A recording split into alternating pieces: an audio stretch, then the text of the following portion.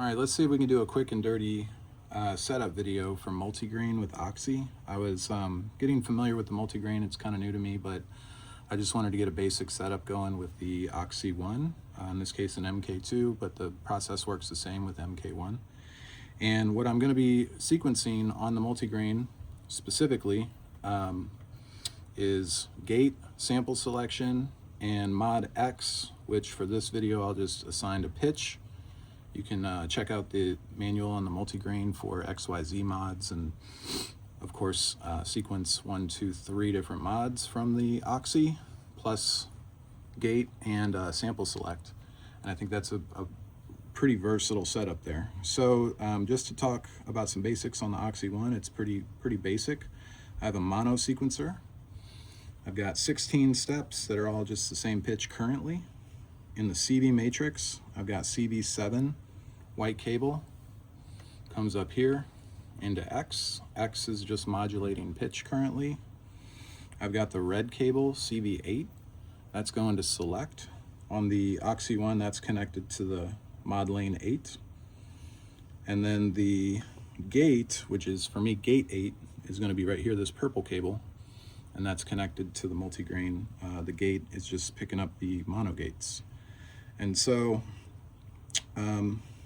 if we want to just go ahead and show you, you can hear that it's gating, right? I can of course change the gen.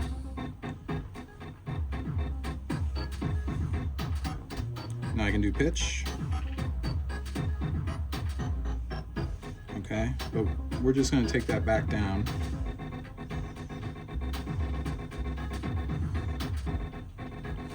And then what I wanted to show was sample selection. So mod lane, I've got 16 steps. The knob, of course you can turn that. Sample 2, 3, 4, 5, 6, 7, 8. So turning by knob is, maybe not the most efficient way to do this. So just to show you how well it's set up from the initial standpoint, I'm gonna make the mod lane one step, turn everything down.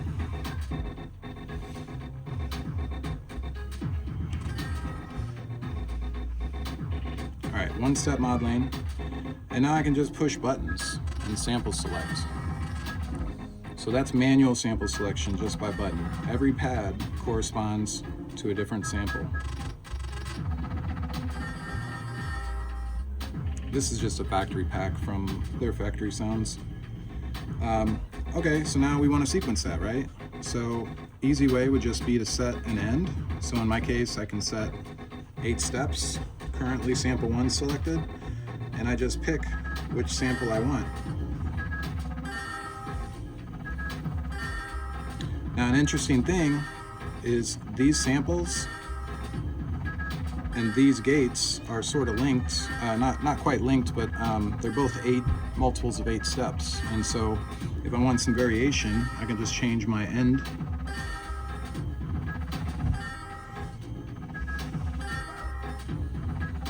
Mod lane is working at 8 step, but I could change that, 7 steps for the mod lane sample selection. 13 steps for the sequencer, or 14 steps. So you're gonna get variation that way, right? The other thing you can do, like I said, was you can gen your pitch, generate. I can shift, randomize my sample selection. I can jump to a different one, a different set of 7. You can see right there. Now I'm back on 1, and then I can re-randomize that section because the in and end controls that.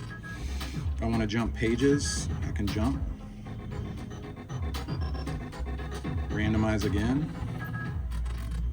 If I want to go back to the other pattern, I can just jump back. So I can use pages to sequence the mod lane, 8 different pages, 8 different 16 sample setups, and I can jump between them using combos on the Oxi. You can do the same thing with the notes, right? So if I want to jump note pages, I'm clear on page 2. And if I want to randomize or pick something again, I can just go ahead and add some notes. Mod lane here, I can clear it, and I can start again.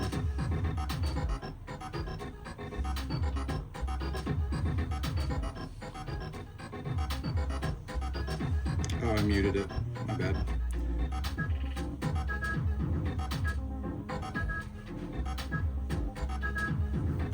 Turn the drums down.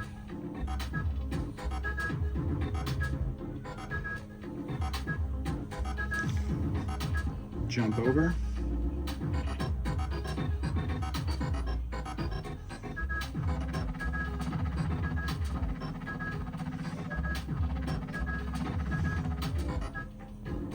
In it, jump back to these four.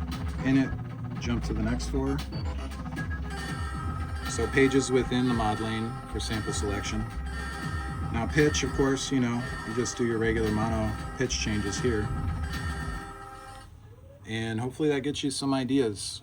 So of course, one mod lane, you've got 8 available on the MK2, so that can easily correspond to X, Y, and Z. Other things you can do, reverse, tone, all of these 10 knobs you can modulate using the mod lanes. And like I said, those pads work pretty well to be set up directly to the 8 samples right here on the sample select mod lane. So hopefully that is working well, or explained well enough that you can get it working well.